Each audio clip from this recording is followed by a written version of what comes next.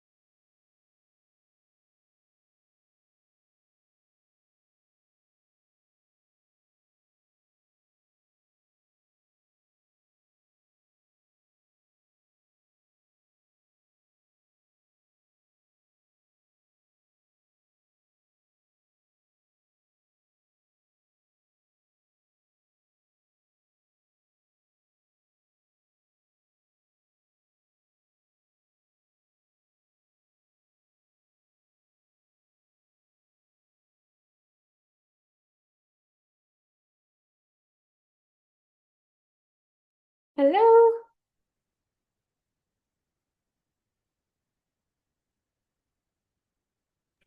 hi Kelly, how are you? Good. How are you?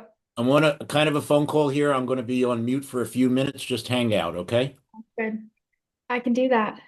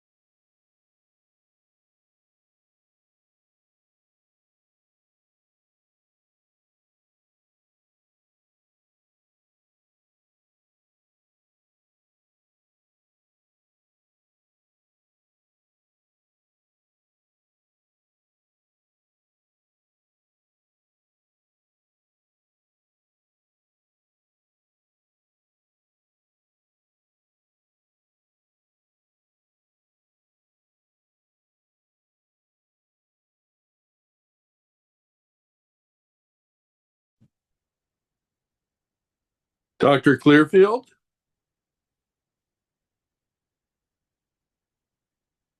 hello.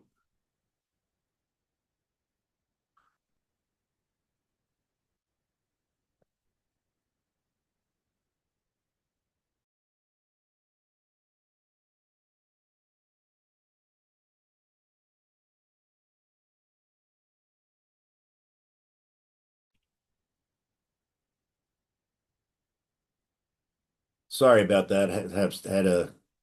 I got some legal issues, so which is always fun. So thank you for being with us. I really appreciate it. Um, Sharon, of course, forgot about us, so she had something else to do. So like I said, I really appreciate you sort of jumping in the last minute, and Yep. you're gonna like our group. They're very integrative. They think outside the box, and we usually have a really good time. We usually get anywhere from 40 to 80, depending on the weather, the time of the year, anything else that's going on. Um, and sometimes the speakers I noticed was last minute for you, and bring their own folks on too. When we're done, I'll send you the email list, the email for everybody that was on. And if you have any courses, or I noticed yet on your website you did, I don't know if you have any books or anything, any offerings, you're free Yeah. to contact them. I'll send you the video. I don't edit it. I just, we just record it, and we'll send that to you also, and you can do with it what you want. Sounds good.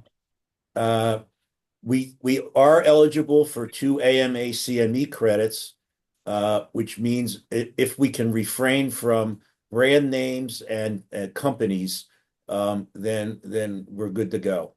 Okay, if everything you present is a certain brand, then we basically what we do is we just I don't bother submitting it. Yeah, no, I think we should be good there. So if we're good to go, fine, and if we're not, that's fine also. Okay. We've been doing this since 2020, and I have endless Tuesdays to fill up. So you'll find most of our speakers are pretty good, and we have really top-notch ones. I mean, if you'll go to A4M or AMMG, or we get the superstars. We've had, I don't know if you know any of these folks, Pam Smith we've had on. I've listened to that one. We've had James Lavelle, we've had Jacob Teitelbaum, we've had Peter McCullough, and Yeah, then awesome. if push comes to shove, and I have nobody, or we have a dropout at the last minute, Dr. Houseman Cohen, and we can't find somebody, then they end up having to listen to me. So I don't wish that on anybody.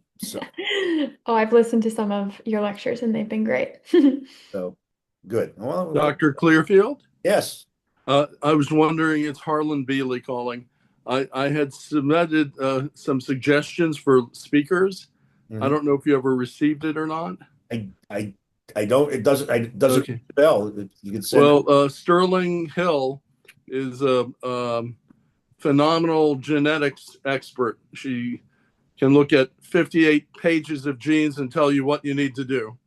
Sterling Hill, and then the woman, she's from Body Bio.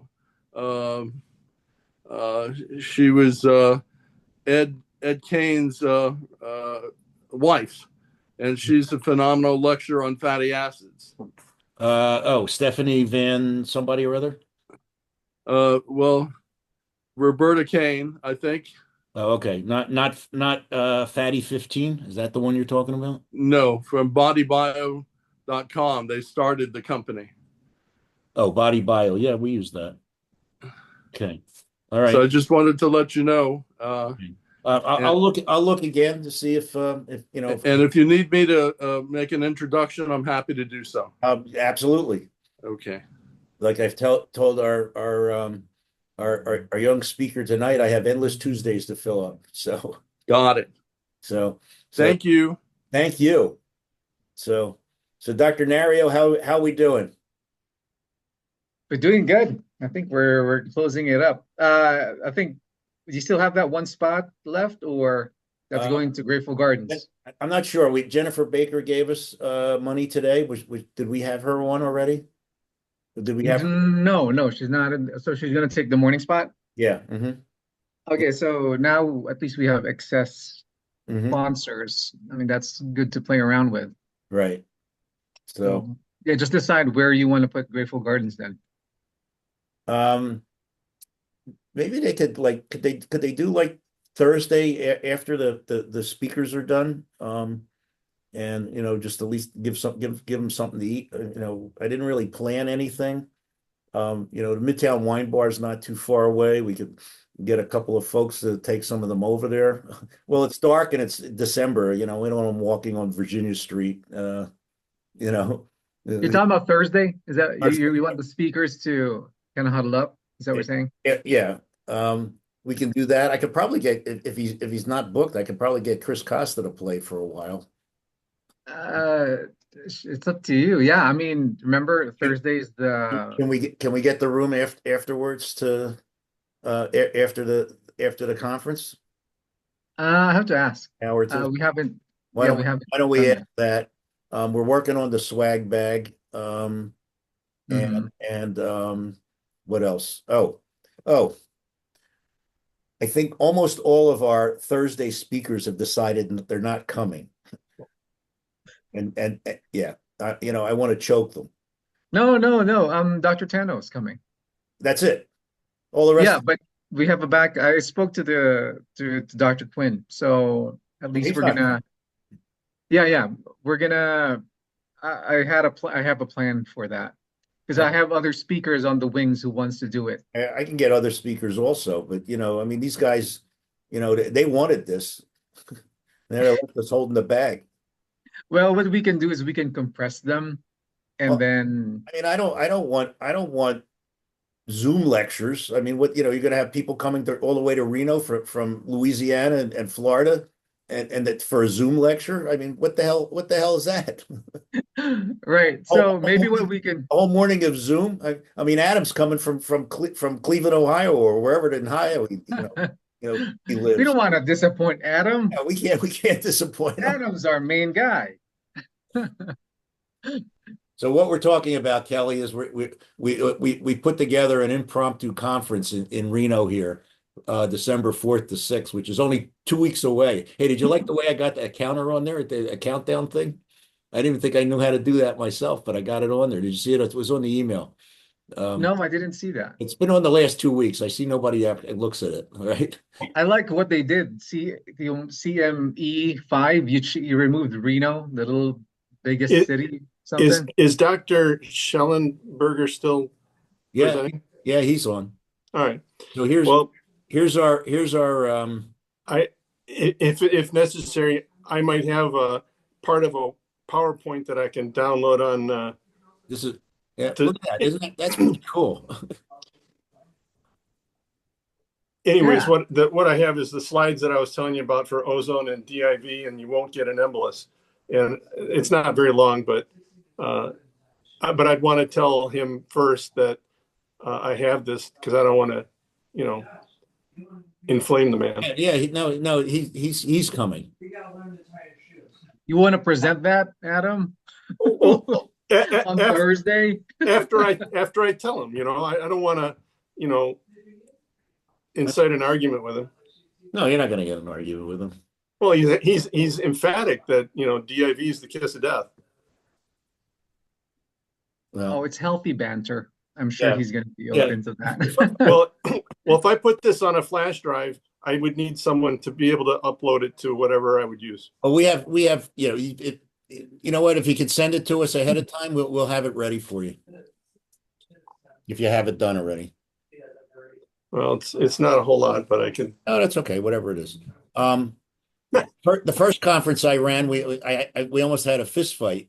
So Dr. Farshian, if you know who he is, the stem cell guy in Florida, he came. We had it at the Pepper Mill. He came and gave a talk on stem cells. In the afternoon, Dan Royal also gave a talk on stem cells, and he had a throwaway line in there about that his outfit was not at some fly-by-night stem cell clinic in Miami. Oh boy. Let me tell you, the two of them were going at it pretty good. I had to get between them. And we had a surprise visit from somebody at the AOA from the education department at the same time that I was trying to hold at bay. So that was fun. So Adam, bring gloves. Yeah, Yeah, I'll bring a syringe. bring boxing. Prepare Okay, for the everybody. fisticuffs. Okay, everybody, it's a little bit after 5. We are 2 weeks and 2 days away from the Congress of Medical Excellence 5.0, or like to call it the biggest little conference in the universe. You've all wanted this. If you can't make it to Reno, it is online, and it is quite reasonable. 20 AMA CME credits, Category 1.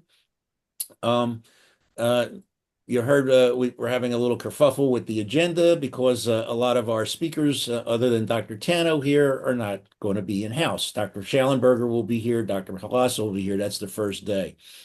Dr. Swadan will not be in-house either, but I'm going to cut her a little bit of slack. I think she's quite worth it. The second day is all homeopathy, and day 3 is integrative medicine. Like I said, 20 AMA CME credits. It's a smaller venue. It's not a big hotel. It's smoke-free. It's not a casino. For Dr. Burgess, who's not coming. And we have a special room rate. We have entertainment planned on Thursday night. We're still kicking around, Friday night. Friday. We're kicking around Thursday night. We have breakfast sponsors every morning. We have lunch sponsors every morning. We have the one dinner. We've always had a good time. We've always learned a lot. I learned a couple. I was at AMMG last weekend, and I actually came out with some new information on autoimmune disease and some remedy protocols that I'll share with you over the next few weeks. This is something that a lot of us have been sort of clamoring for. I understand that it was kind of sudden. I mean, we really didn't get going with this until after the beginning of September. So if you can't make it, it's online. If you're a physician online, it's $5.95. If you're a healthcare provider, it's as low as $1.99 for some. So for 3 days, I mean, you can't beat that. In-house, $6.95 for physicians. So I think it's $3.95 for the other healthcare providers. We're providing, I think it's $2.95 for the homeopaths. I mean, we're providing you with a lot of stuff, a lot of stuff, and we really need your support. We also need you to take, if you haven't gotten it, let me know or Dr. Dario know. We need you to send out to your email lists, and even lay people, but your colleagues. Please send out information so that we kind of spread the word. And if you think it doesn't matter, it does. I mean, we have signups from Louisiana, from Florida, we have people coming from New Jersey and Ontario, Canada, and Minnesota, other than Dr. Benoit.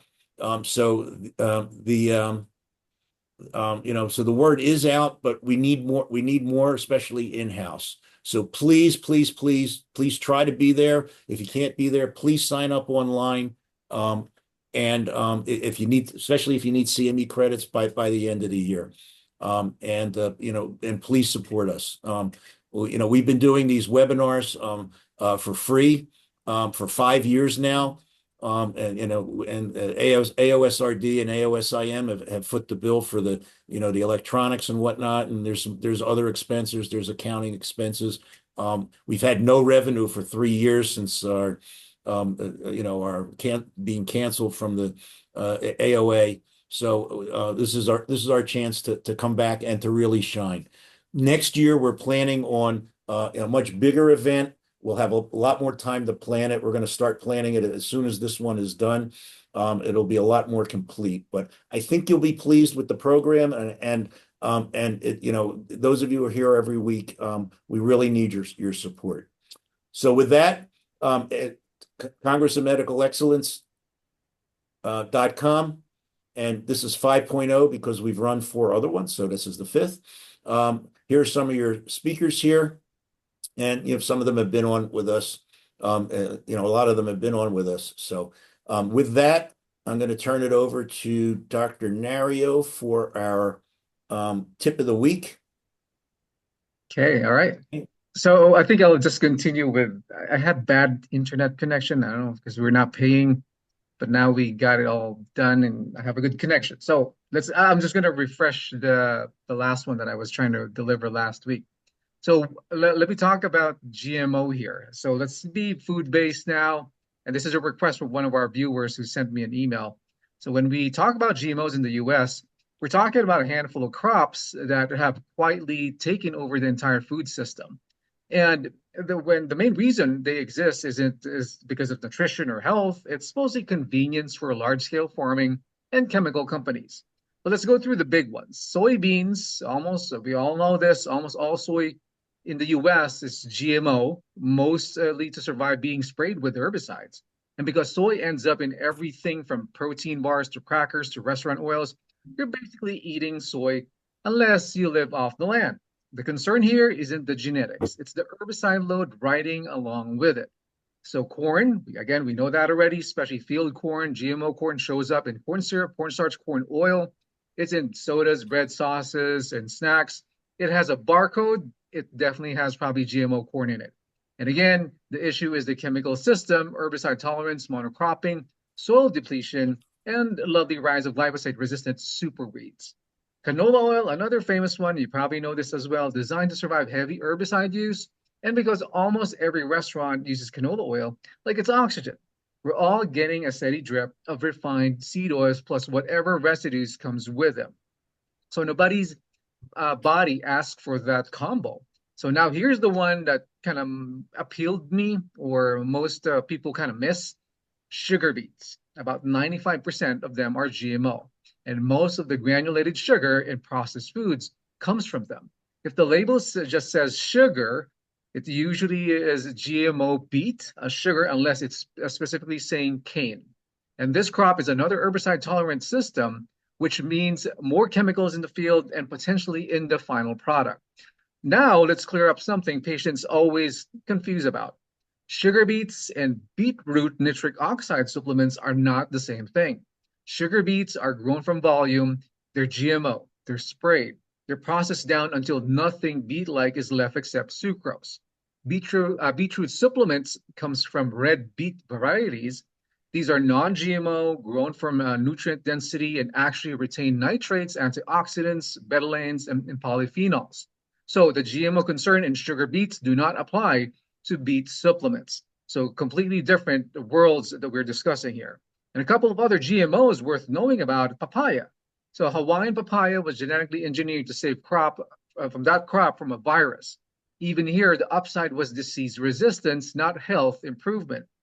Potatoes also in apples that don't go brown, cosmetic traits, not nutritional ones. So let's zoom out. Are GMOs good or bad? Well, they are designed to make farming cheaper, faster, and more chemically efficient. Not to make your mitochondria happier, not to protect the soil, or not to reduce your toxic load. Other than the real problem of the DNA getting tweaked, it's the entire agricultural model built around it. More herbicides, more residues, damaged soil microbiomes, fewer nutrients, seed patents that lock farmers into dependence, and a food supply that becomes more processed, more refined, and less alive. The benefits tend to go to large agribusinesses. The risks tend to land on consumers, clinicians, and the environment. And that's why so many people say that the science is evil, but also it's that the system is out of control. At the end of the day, choosing non-GMO and organic includes choosing farming practices that respect soil, reduce chemicals, and keep you from being part of a lifelong glyphosate experiment. So that's our leak or tip of the week.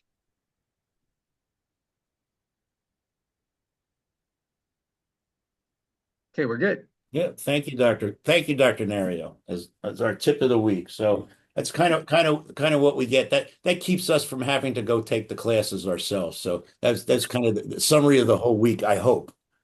That's why I don't want to use the word leak. The faculty is going to run after me. I'm leaking their so-called secret info. Yeah. So I'm having a little technical difficulty here. So our speaker this week is Kelli Hanson. She's a registered dietitian. Mm-hmm. And I'm going to let you introduce yourself because all of my electronics, except for right here, which I can't get off of, have sort of gone out all of a sudden. So I don't You have. want me to read? I can introduce her. Yeah, you do it. You have the bio in front of you? Yeah, I do. Yeah, go ahead. All right, Kelli Hanson is a registered dietitian who specializes in the powerful intersection between mineral balance, brain health, and women's hormone resilience. For more than 2 decades, she has helped women translate complex lab findings and the subtle mineral imbalances into clear, doable nutrition and lifestyle strategies that calm the nervous system, sharpen cognition, and support long-term emotional stability. So Kelli focuses on how chronic stress, environmental exposures, and modern diets quietly deplete key minerals and how this depletion can drive anxiety, fatigue, brain fog, and mood swings. In her clinical work, she uses targeted mineral assessment, personalized nutrition planning, and evidence-informed supplementation to help women rebuild metabolic and neurological reserves rather than simply pushing through stress. So, as a sought after educator, Kelli makes biochemistry feel practical and actionable. In Secrets of the Mind Mineral Connection, How Stressors Impact Women, she guides practitioners through the latest insights on mineral testing, interpretation, and treatment strategies so they can immediately apply this knowledge in practice. Her teaching style blends solid science with real-world clinical pearls, empowering clinicians to see minerals not as an afterthought, but as a central lever for restoring women's mental clarity, resilience, and overall well-being. So you have a book? Is that what it is, Kelli? Nope. Also, not 2 decades of experience, about 5 years. Hey, Not sure where that part came from. well, I was going to say you just 20 years. She multiplied. doesn't look like she's 20 years old. Yeah, we got about 5 years of experience, but that's okay. See, we up your resume here. Must be- it must be all that good nutrition then. Must be. But yeah, I can definitely take it away from here. Thank you. Um, Okay, so so we yeah, just want to let I just want to let our crowd know that Kelli jumped in at the last minute. We were supposed to have Dr. Sharon Houseman Cohen again from Intellinex DNA, but she had a little bit of a conflict or emergency. So Kelli was graciously allowed, agreed to be on with us tonight. So be nice to her, okay? Not like your usual behavior here tonight. Be nice. Okay, yeah. Kelli, go ahead. Thank you. Yes, and thank Go, you, go. Stefan, for inviting me. So yeah, my name is Kelli. I am a registered dietitian and a personal trainer. And I do focus on functional nutrition, but also a lot on somatic healing, which is something I'm going to dive a lot deeper into tonight. I also do have a virtual community, so I do most of my coaching virtually. I have my own practice, Unfiltered Nourishment, and then I also see clients through a telehealth company called Nourish, and then through a pediatric functional medicine clinic called Be Well. So don't have any other financial disclosures. Okay, so tonight you all will learn a little more about the impact of stress on minerals and how I use HTMA testing to inform my coaching, but also how we can see subconscious mind intersect with these things, some of the nutrition changes that I inform based on these factors, and then, like I said, a little more about somatic healing practices and how they kind of differ from talk therapy and other forms of mental health focus. Okay, so my original journey started when I was having my own health issues, which I'll talk about in a minute. I've experienced working in the WIC clinic, so with moms and babies, in long-term care, and then moved into private practice. So I'd say most of my clientele is women, but I do see some men and many struggling with like disordered eating patterns, some with past eating disorder history, and then a lot of weight management as well.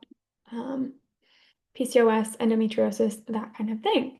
So, my path, as I said, to get me more interested in this field, which I did not grow up with, going to functional medicine practitioners, I was an athlete throughout my entire life. So, I played basketball, softball, and tennis. And then in college, I played softball and basketball. So, looking back now, I realized that I had a really high training load all year long with very minimal breaks. And it felt like something I could maintain, but that led to a lot of depletion in my body. I did not have a regular cycle and didn't think a ton of it. I talked to my doctor, they kind of did the basic checks, recommended the birth control, and I was kind of like, nah, I don't want to do that quite yet. And it wasn't really until I was mid-college that I tried birth control and then I stopped it. And then I had a lot of inflammation come up, shown in my acne. So I had a couple of years of pretty severe cystic acne pop up that was much worse than even before.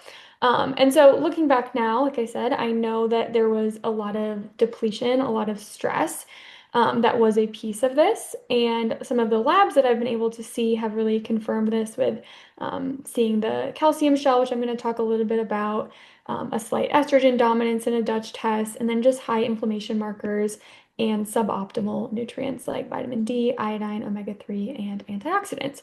So as I was researching things like Felice Gersh and Dr. Jolene Brighton, I was getting more connected in the field of functional medicine and working with a practitioner who did a lot with micronutrients and genetics, and just starting to read about that. I started to take some different supplements. I started to see a lot of progress. Like my skin was healing, my period was starting to regulate.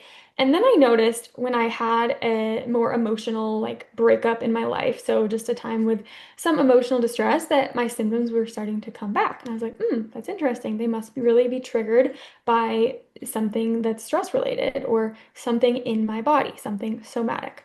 Um, Things started to get better. And then again, this past summer, if anyone is familiar with in Iowa, which is where I am from, we have this crazy thing where we bike across the entire state. It's called RAGBRAI. People do come from all over. It's pretty fun. There's food stands everywhere. There's concerts. You can see my team bus here.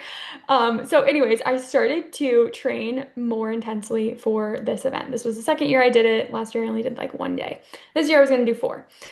So started to do more running, longer bike rides, did this 4 days of biking and camping and just more inflammatory foods, right? And I noticed, okay, my cycles became immensely painful. Like I am reaching out to Dr. Stefan, like, well, what do I do? I'm literally vomiting and passing out. Like, this is horrible.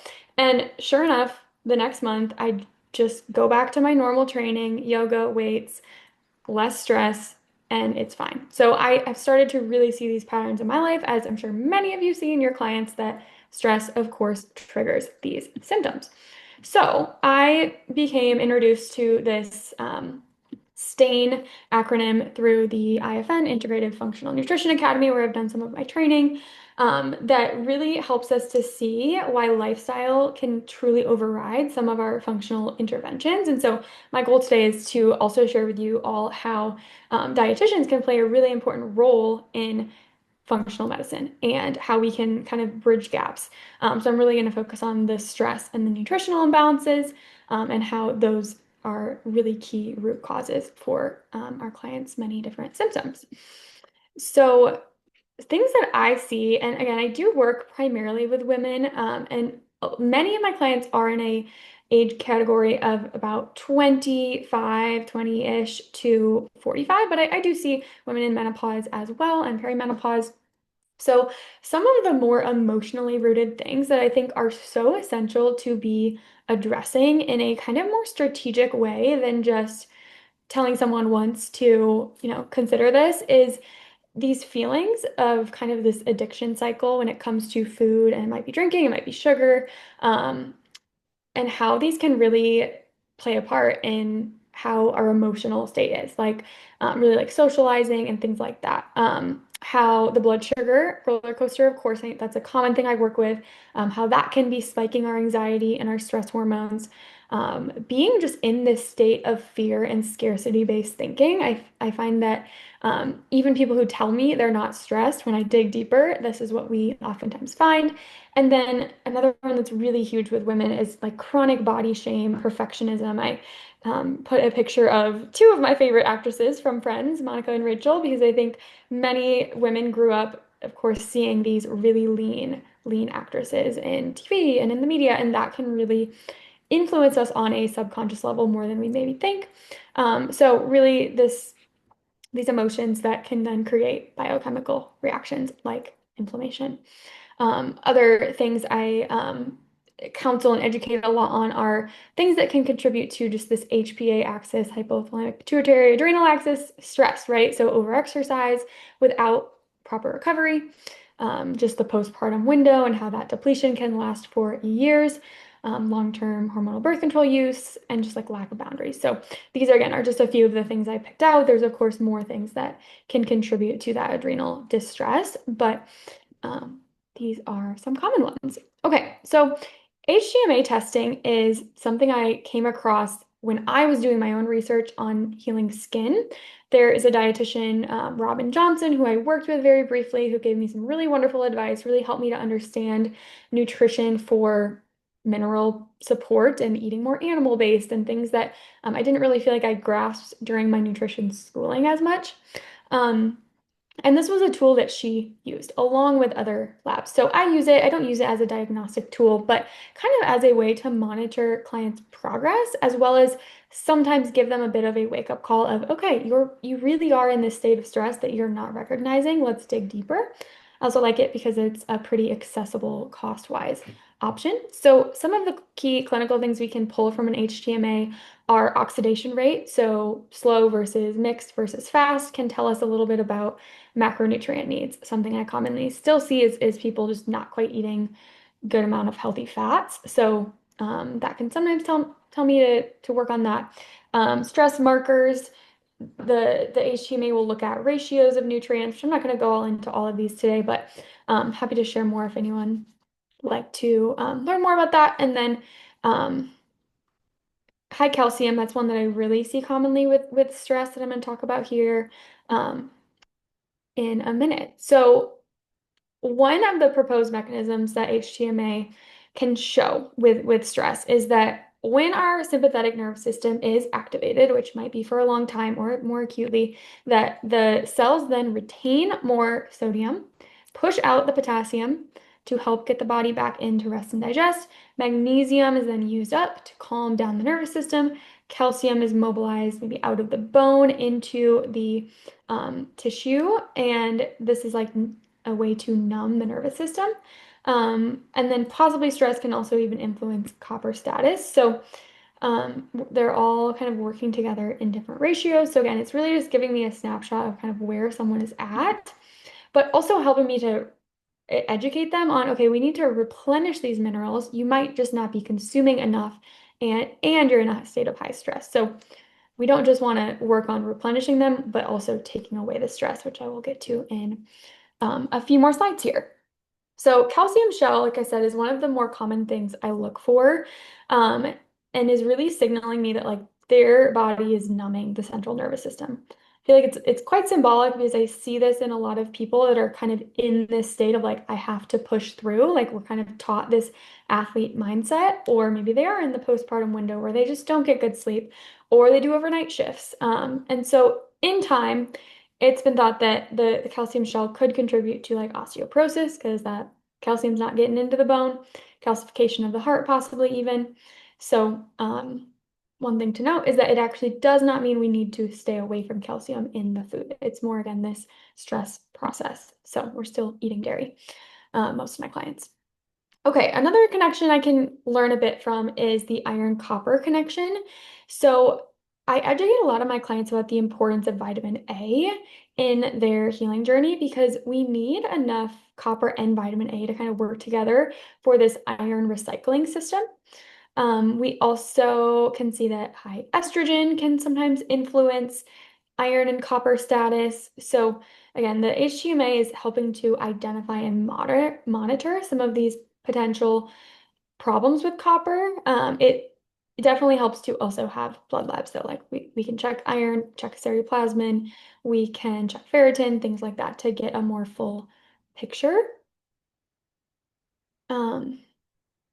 There's also a thought, if you are familiar with HTMA practitioners, that copper can be biounavailable, meaning that we are not able to use it. So when we support vitamin A, we might need to support vitamin C. That can help make the copper more bioavailable so that it can bind to the ceruloplasmin and be usable.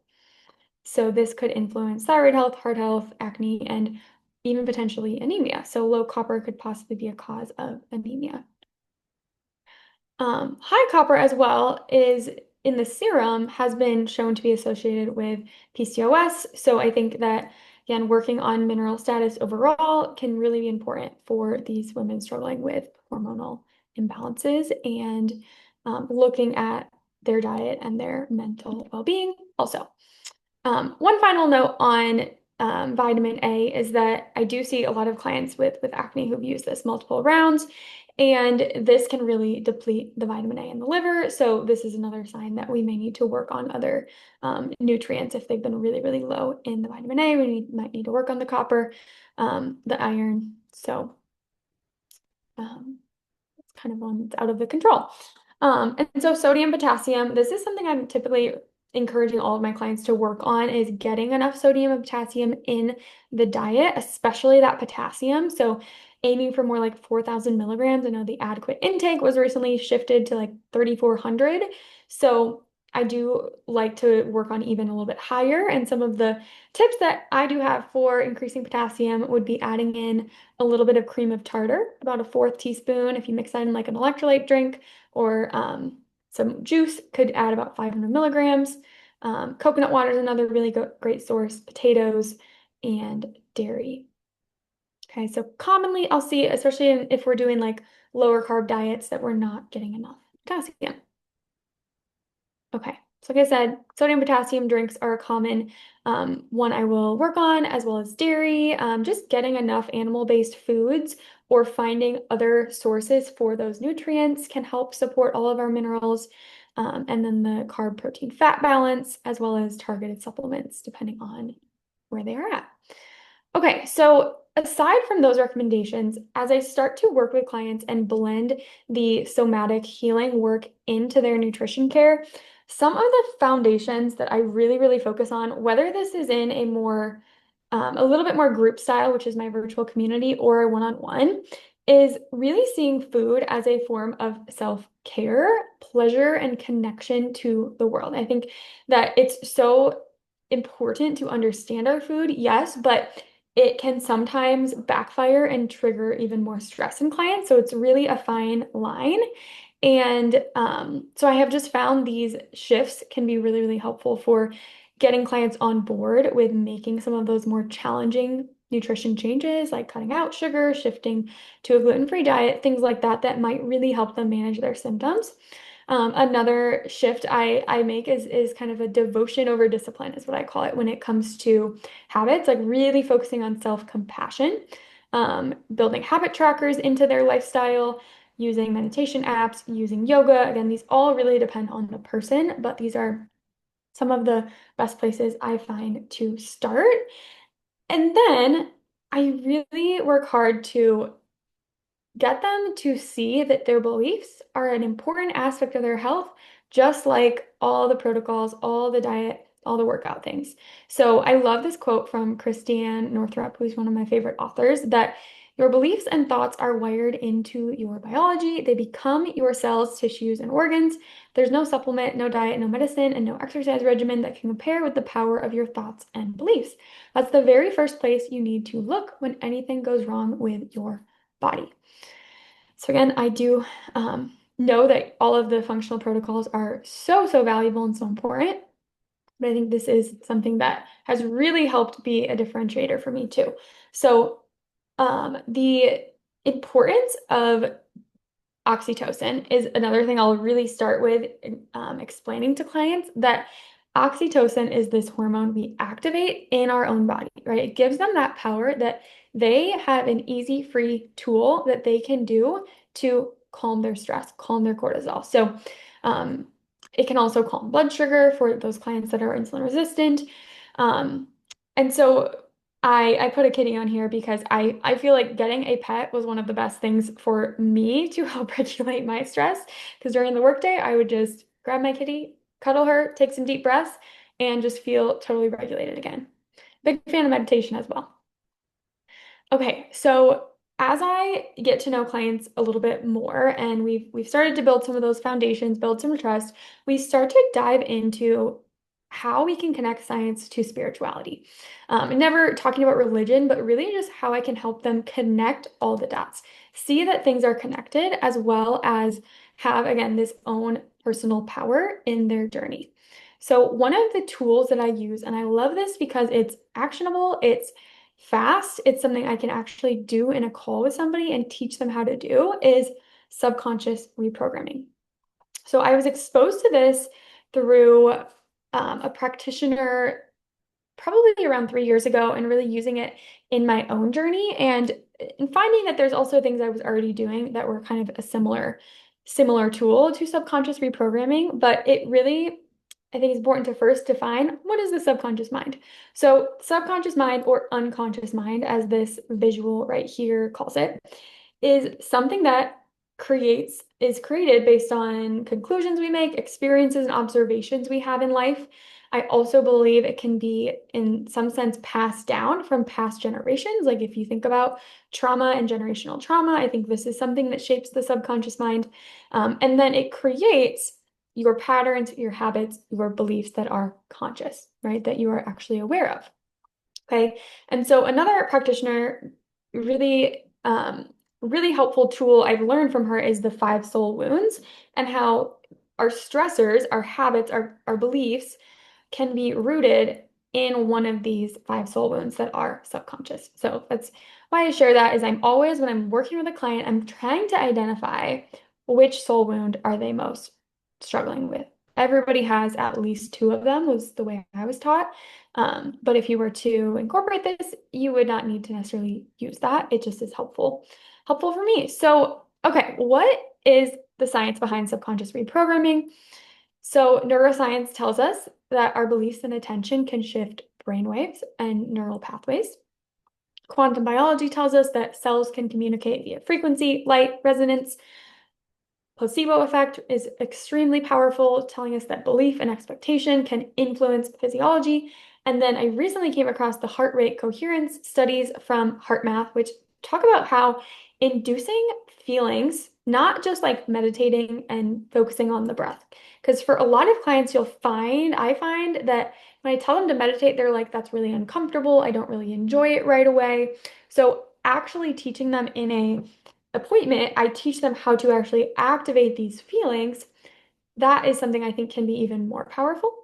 But also doing practices like maybe going to a yoga class. You can activate gratitude. A lot of yoga classes are very focused on that.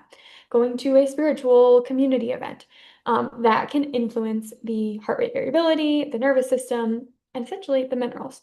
So really making those connections for clients. So when I'm working through a clearing, is what I call it, I have them actually bring up a recent experience you felt really loved. Bring up a time you were a great friend, and start to feel those things when we are essentially taking out this negative emotion that we're working on. Okay. So review, moving back a little bit to the neural pathways and how we actually create those thoughts around shame or around poor body image or just lack of confidence in ourselves. So first we have a stimulus. So this could be like, for example, when you're 2 years old, you go up to a fire and you put your hand close to it and you feel that it's really hot and your mom yells at you, right? That's a stimulus. So you create this neural pathway that hot is bad and scary, and that leaves this handprint or this impression on your nervous system.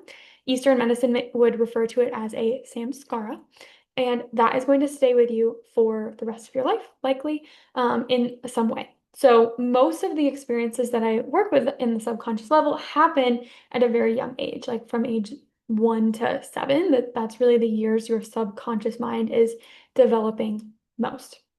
Okay, so then these neural pathways reinforce an automatic habitual behavior that stays with us, and it could be positive or negative. Really, what the subconscious mind's job is in our psyche and our life is to protect us, to keep us safe, keep us alive.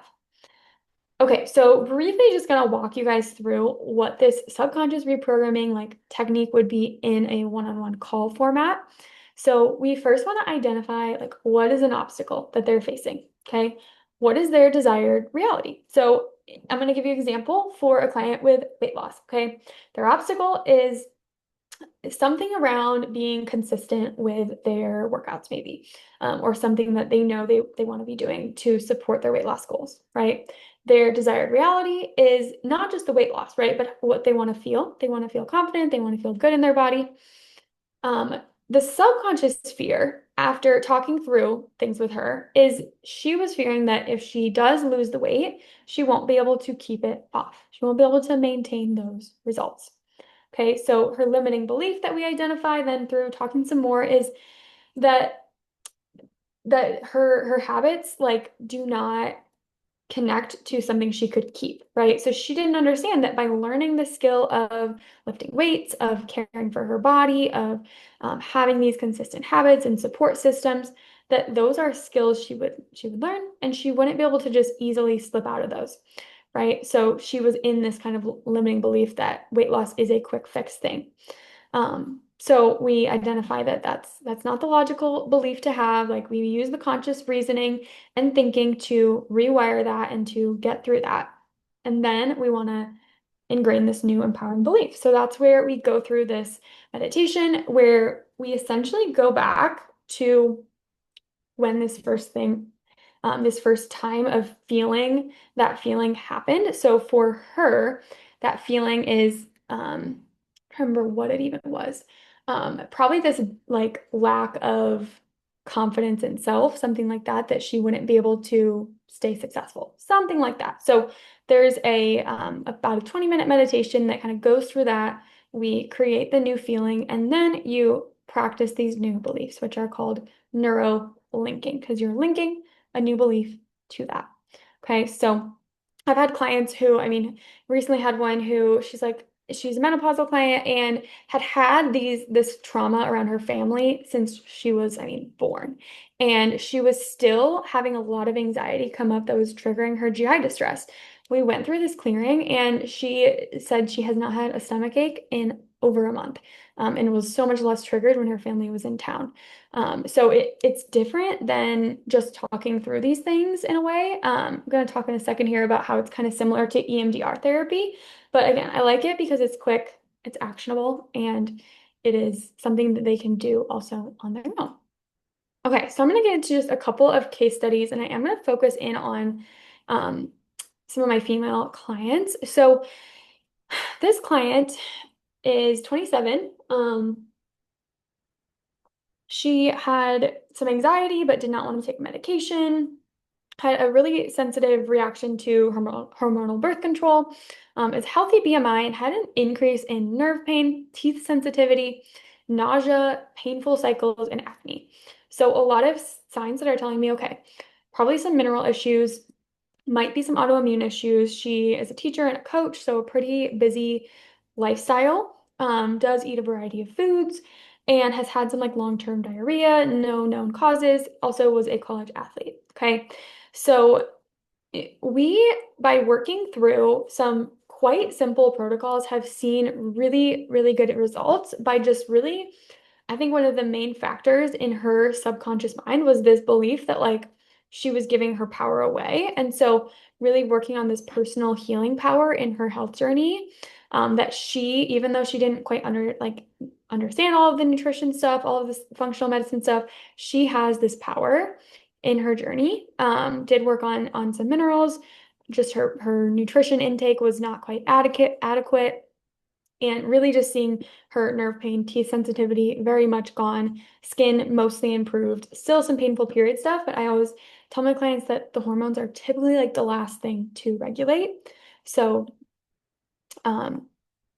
next one, a 28-year-old who was working night shifts, a lot of high stress night shifts for some years, and mainly like her main health concern is anxiety. Does have some emotional struggles, does do some high intense workouts, but nothing really super out of the ordinary. But if you can see here on her mineral test, her calcium is 321. So that's quite high. Above 180 from this lab company is considered to be like the calcium shell, like extreme. So she's very, very high. And so, I mean, I think it makes sense. Like she was doing a lot of long fasts because she would be in OR surgeries. She helped with like organ harvesting essentially. And so she did do some alcohol socially, but I think it just like really makes sense from her personality too. She's a little bit, like I said, just struggles with her mental health a bit. So really working on some of her lifestyle things, like calming the HIIT training, focusing more on walking and zone 2 cardio, some light strength training, and getting into some spirituality, something that, again, I wouldn't just push on somebody, but really just validating her, encouraging her, acting as kind of a mirror for her to do these things, to focus on regular meals. She actually was recently able to shift out of her job into a little bit more of a flexible one, still does some night shifts, but a little bit less stress there. So really excited to see how she improves, but is already like feeling just so much better. Another one is a 26-year-old who had a history of anorexia in high school and has not had anorexia like eating disorder flares or yeah, like a retreatment or anything, but still has some mind-body disconnect that I've noticed. Does work 2 desk jobs and frequently was like starting her day with sugary coffee, not a great breakfast. So kind of that blood sugar roller coaster and just like expressing some fears around she was going to stop birth control. So a lot of those things that again just are going to trigger some stress. So things we've really worked on, prioritizing breakfast, of course, simple exercise routines that I've been able to teach her through the virtual app, and really like digging into some of those beliefs that might still be hanging out in her subconscious after having something as severe as anorexia, right? So shame and disgust around her body and appearance, and she is something that she has expressed. So that's something we've worked on is just like creating this belief that she's valuable, that her body is not the most important thing about her, like all of her other characteristics and values are so important. And just this awareness of that stress appetite connection and how for some people stress can actually eliminate their appetite. Blood sugar focus, things like that. So pending some minerals, but that's not always the thing I'll really start with. That slide was out of order. Okay, one more case study. Hopefully you all are still with me. Is a 35-year-old female who is working with a functional doctor for peptides, hormones, and GLP-1. So she does have a desk job and is a caretaker for her kiddos. So frequently like forgets to eat, kind of overschedules herself, I've noticed, and just like has expressed some concerns with her body image. So again, working through these functional protocols, if she's not eating, it's going to be a lot harder for that GLP-1 to be effective. We need that protein, right, to make the peptide. So working on those small micro habits, I know it's something you guys have probably already heard, but those really small doable habits, getting even just like some fasting from social media, things that can help her feel more grounded throughout her day, that can then open the door to doing some more belief clearing and to working through some of those feelings of overwhelm and just cultivating that safety and routine. Okay, so when we address the subconscious fears, we create a new cellular environment for healing. Definitely seen this in my own life. As I said, EMDR therapy is kind of similar to this, but is a little bit more focused on, I would say, like bigger trauma, like PTSD, extreme grief, where I would not necessarily be working with that. It's more these things that kind of are hidden to people, right? Like how they view money, how they view relationships, how they view food, and how their subconscious mind might be kind of sabotaging them. So I also consider somatic healing, which is like anything where you're getting into the body, you have this body awareness, to be things like retreats, again, doing yoga or mindful movement, whatever that looks like, hikes, working on just feeling good around food, feeling good in relationships, any of those places that were causing fears and stresses to come up. Also similar to or different from talk therapy, somatic, I think of kind of like if you as a kid, right, you were like learning about the animals in school, right? That was kind of boring. That's kind of how I think of talk therapy, right? It takes a little bit longer. You're doing this logical learning. You're developing some awareness, but then the somatic healing is like when you took that field trip to the zoo and you were like, this is amazing.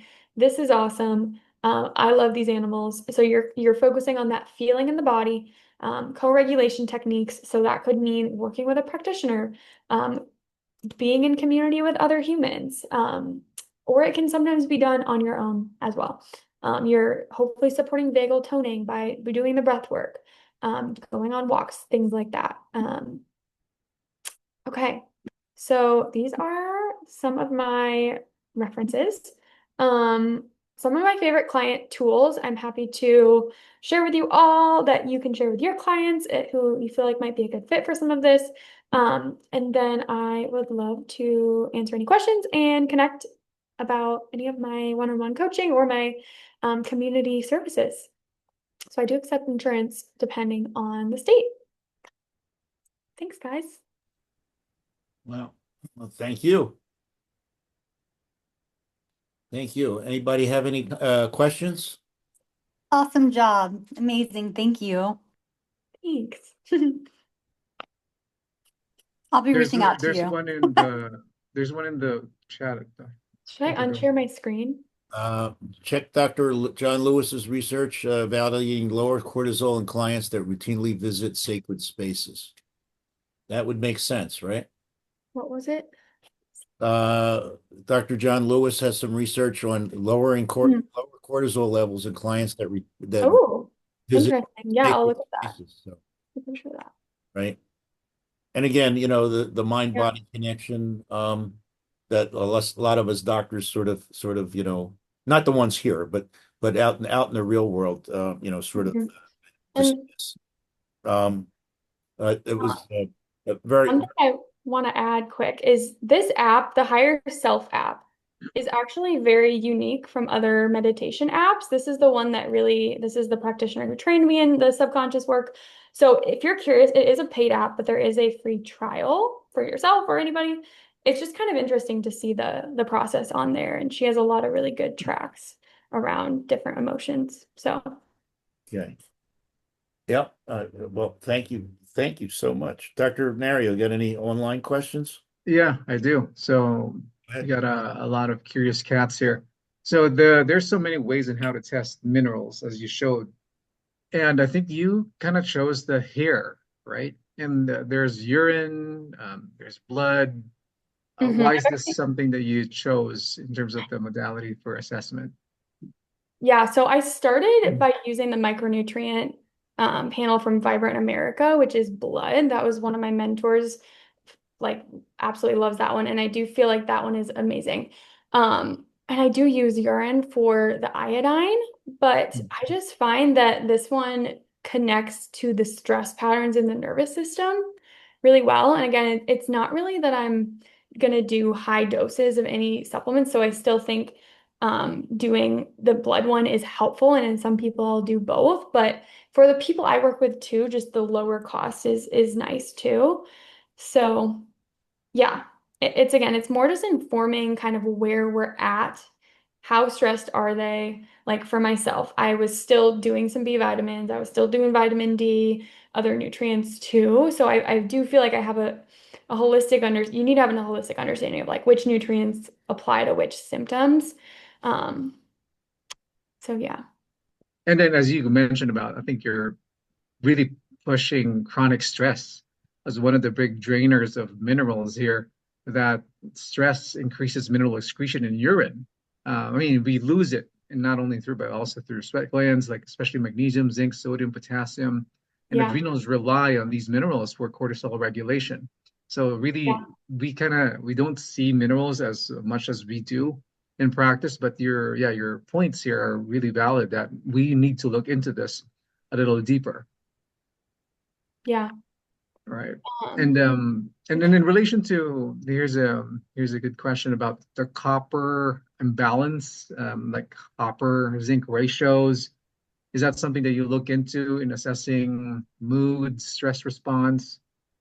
Yeah, the way that I was taught is to really first focus on the first four minerals, the sodium, potassium, calcium, magnesium. So, um, I do I do look at that ratio, but I do think blood testing is pretty essential to accurately, like truly assess zinc and copper.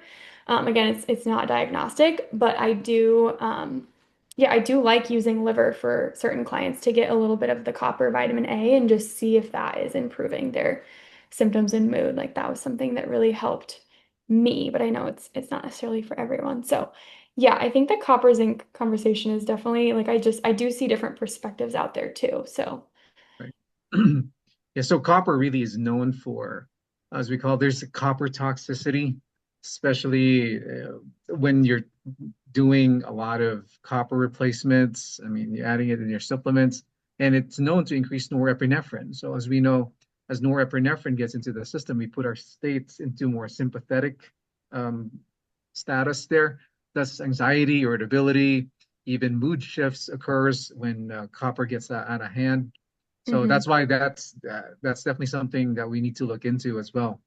Hmm. And in relation to, I guess, mineral deficiencies, you mentioned about those four favorites that you have.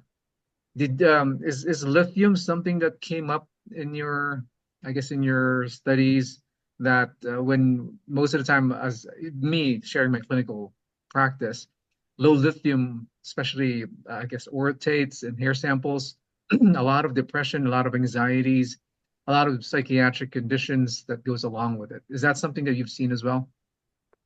I really haven't studied too much into lithium. I know it was in some of my IFNA trainings, but I haven't as much. So I will definitely view some of that. I feel like it's not one of the main ones that I look at with the HTMA. Mhm. So yeah.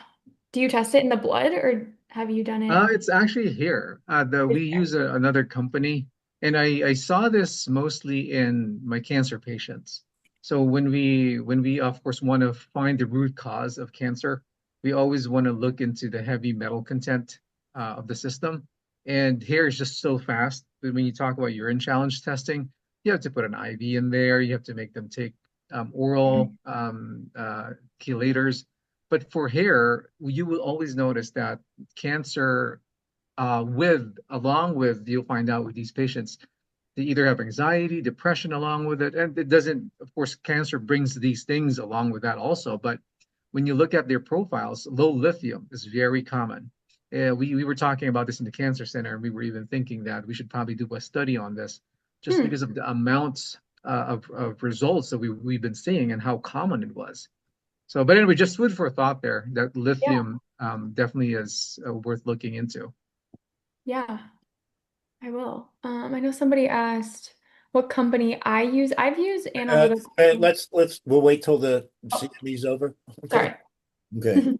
Okay. There is a question though. Did you check thyroid levels on your patients? I do check them if they're able to run blood labs. Okay. Oftentimes I refer out when there's severe thyroid things though. Which thyroid test do you run? A full thyroid panel if I can. Which is? I got to drag it out of you here. TSH, T3, T4. I always do the antibodies free T3. I think that's all of them. I mean, iodine is definitely something I So will you check said if you do iodine. Are you doing spot urine or are you doing a 24-hour urine? I'm doing the 24-hour urine. Yeah. Okay. All right. And then Dr. Byerly says, Dr. Jonathan Wright has a lecture on minerals and unusual minerals, low dose lithium orotate, prevents hangover and balances mood, 5 to 25 milligrams a day. And you don't need to check lithium levels at that. Hmm. And lithium helps to grow neurons. There you go. Hmm. I'll definitely look into lithium more. So there you go. Okay. All right. Somebody wanted to see the reference slide again. Great.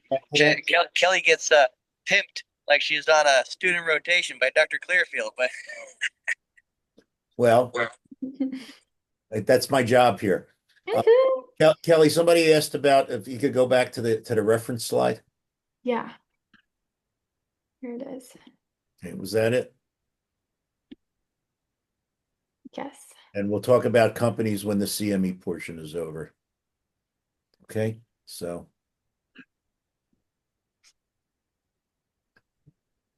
So Kelly, there's another question here. So you do use the HEMA panel. So assessing heavy metals in relation to basically elevations of heavy metals in relation to mineral depletions or excess.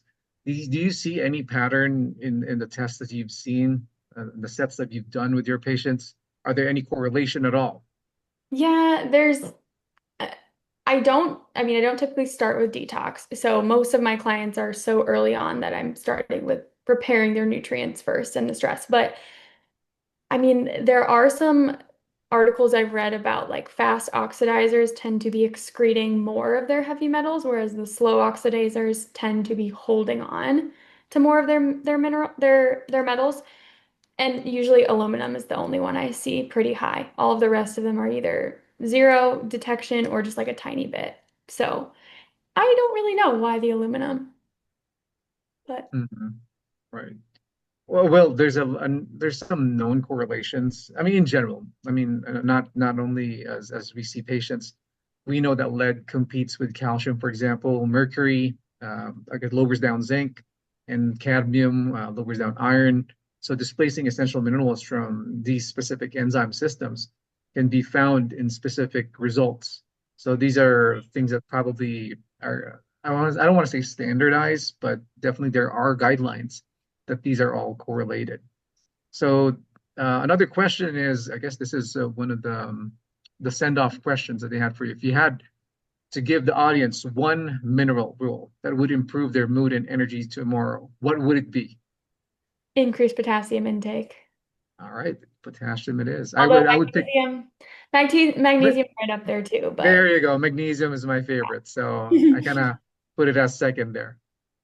But you like potassium and magnesium. I think that's what we're all looking for. Because as you all know, 300 enzymatic processes are Yeah. involved in magnesium, and every food that we have out there is basically processed and had depleted its magnesium content. yeah, for sure. Somebody also asked about why is copper high in Alzheimer's? I don't know. The one mechanism I did pull in one of these studies is that oxidative stress can impact ceruloplasmin, it's a mouthful, which can then lead to the high copper because it's not bound. That would be my one thought. Right. And when you have high copper, as you know, as you said, it increases oxidative stress. It also affects the mitochondrial ETC, electron transport chain. And thus, the functions of your mitochondria, especially in brain cells, are getting affected by that. Right. Well, Kelli, you got all my questions out. That was a great presentation. You got a great participation from our email questions here. One more question on potassium. It looks like 1/4 teaspoon is 500 milligrams. And I also do advise, like, don't go much above 500 milligrams of either cream of tartar or potassium citrate. It can potentially cause some issues. But if you're doing like coconut water and you go up to like 800 milligrams, you're totally fine. Most electrolyte powders I look at either have like no potassium, some have up to like 500 milligrams. So I do like the brand Relight. It does have stevia. Some people don't like stevia, but it has 500 milligrams of potassium, 500 sodium, 300 milligrams of magnesium. Okay. All right, Kelli, thank you so much. My question that I would like to ask, I saw one time they have sovereign copper and silver.